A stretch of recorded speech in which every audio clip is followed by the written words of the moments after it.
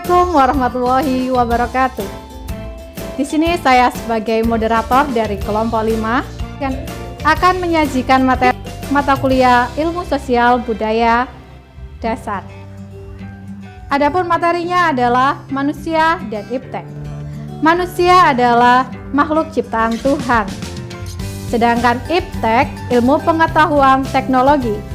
Di era globalisasi ini, manusia dan iptek tidak bisa dipisahkan.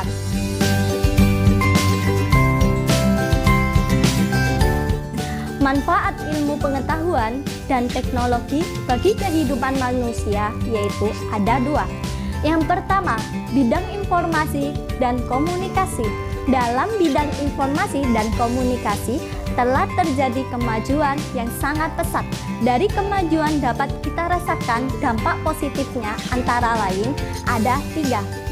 Kita akan lebih cepat mendapatkan informasi-informasi yang akurat dan terbaru di bumi bagian manapun melalui internet. Yang kedua, kita dapat berkomunikasi dengan teman maupun keluarga yang sangat jauh hanya dengan melalui handphone. Yang terakhir, kita mendapatkan layanan bank dengan sangat mudah. Di samping keuntungan-keuntungan yang kita peroleh, ternyata kemajuan-kemajuan teknologi tersebut dimanfaatkan juga untuk hal-hal yang negatif. Antara lain, pemanfaatan jasa komunikasi oleh jaringan teroris atau kompas. Yang terakhir, kerahasiaan alat tes semakin terancam. Yang kedua, ekonomi dan industri. Dalam bidang ekonomi, teknologi berkembang sangat pesat. Dari kemajuan teknologi dapat kita rasakan manfaat positifnya, antara lain ada 4. Yang pertama, pertumbuhan ekonomi yang semakin tinggi. Yang kedua, terjadinya industrialisasi. Yang ketiga, produktivitas dunia industri semakin meningkat. Yang terakhir, persaingan dalam dunia kerja sehingga menuntut pekerja untuk selalu menambah skill dan pengetahuan yang dimiliki. Yang ketiga, bidang pendidikan. Teknologi mempunyai peran yang sangat penting dalam bidang pendidikan, antara lain, yang pertama, munculnya media massa, khususnya media elektronik, sebagai sumber ilmu dan pusat pendidikan. Yang kedua, munculnya metode-metode pembelajaran yang baru, yang memudahkan siswa dan guru dalam proses pembelajaran. Yang ketiga, sistem pembelajaran tidak harus melalui tatap muka. Dengan kemajuan teknologi, proses pembelajaran tidak harus mempertemukan siswa dengan guru, tetapi bisa juga menggunakan pos internet dan lain-lain. Contohnya, pada saat pandemi saat ini, siswa belajar melalui daring, misalnya dengan Google Meet, Zoom, dan yang lainnya. Selanjutnya, bidang sosial dan budaya. Bidang sosial dan budaya memiliki dampak positif dan dampak negatif. Dampak positifnya meningkatkan rasa percaya diri, kemajuan ekonomi di negara-negara Asia, melahirkan fenomena yang menarik perkembangan dan kemajuan ekonomi, telah meningkatkan rasa percaya diri dan ketahanan diri sebagai suatu bangsa akan semakin kokoh.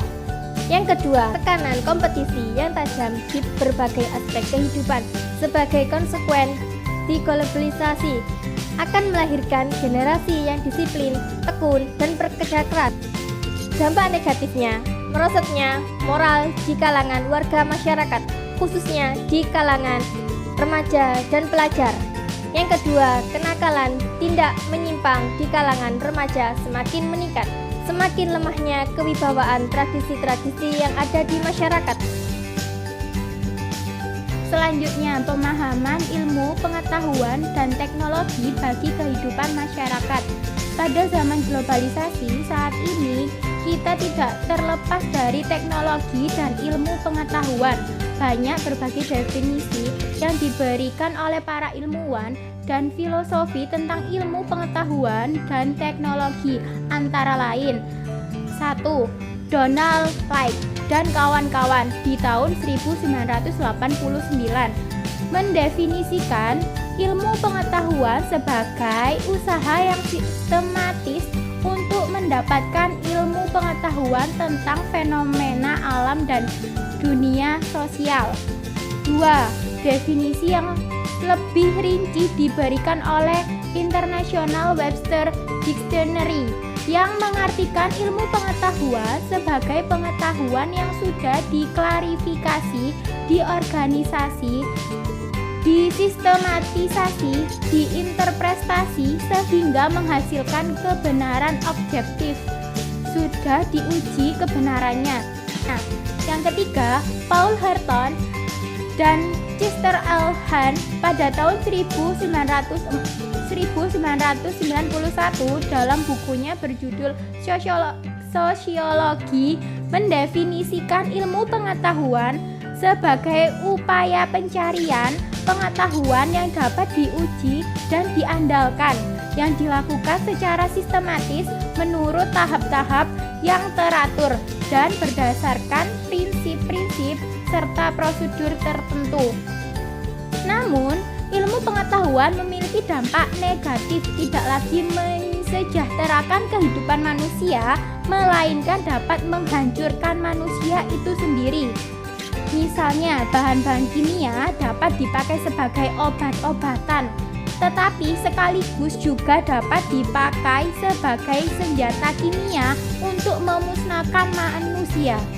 Misalnya, penemuan nuklir dapat menghasilkan energi yang cukup besar untuk sumber listrik, tetapi juga memiliki dampak negatif, yakni radiasi nuklir jika mengalami kebocoran. Teknologi tradisional berkaitan erat dengan paling sedikit 8 sistem peralatan dan unsur kebudayaan fisik adalah alat-alat produksi, senjata, wadah, alat-alat menyalakan api, makanan, minuman, bahan pembangkit, dan jamu-jamuan, pakaian dan perhiasan, tempat berlindung dan perumahan, dan alat-alat transport. Pada masyarakat primitif, mengembangkan alat-alat produksi dari batu, tulang, dan logam. Misalnya, sabit dan pisau dibuat dari bahan logam mentah dengan cara pembuatan memadai. Pada masyarakat yang sudah modern, alat-alat produksi sudah bersifat mekanis dan bahkan otomatis yang sudah canggih. Misalnya, untuk mengolah tanah pertanian tidak lagi menggunakan bajak atau cangkul yang membutuhkan tenaga dan waktu cukup lama, melainkan sudah menggunakan traktor yang dapat mengolah tanah dengan cepat.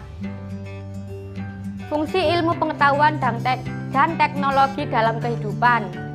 Yang pertama, di bidang pertanian. Penerapan revolusi hijau, program ini dilakukan dengan cara-cara produksi baru yang diberi tabel usaha tani, pemakaian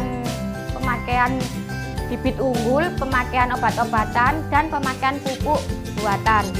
Yang B, di bidang komunikasi, ditemukan telepon oleh Alexander Graham Bell telah mengubah kehidupan manusia menjadi mudah. Yang C, penggunaan sumber energi alternatif antara lain tenaga surya, uap, nuklir untuk mengurangi ketergantungan terhadap bahan bakar minyak.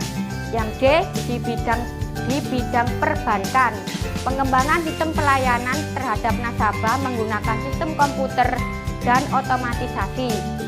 Yang E, mengungkap potensi sumber daya alam yang sebelumnya masih menjadi misteri sebagai gambaran dengan ilmu pengetahuan dan teknologi. Bahan-bahan tambang seperti minyak, emas, tembaga, dan lainnya dapat dieksplorasi dan untuk memenuhi kebutuhan manusia. Itulah materi yang bisa kami sampaikan. Kesimpulan dari materi ini adalah manusia telah dihadapkan pada tantangan terhadap kehidupan teknologi yang semakin tak terbendung.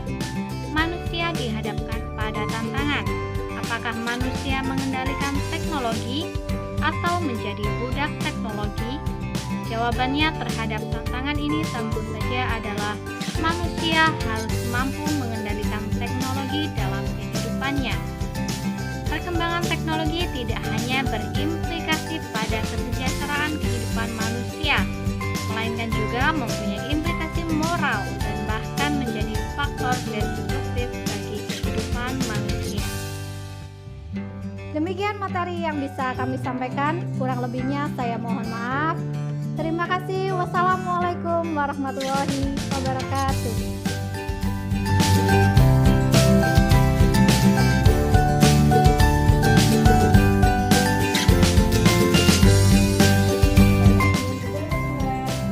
Video dari kami, materi kelompok 5 berjudul Manusia dan Listrik. Jangan lupa kritik dan saran, dan jangan lupa like, comment, dan subscribe di bawah. Terima kasih.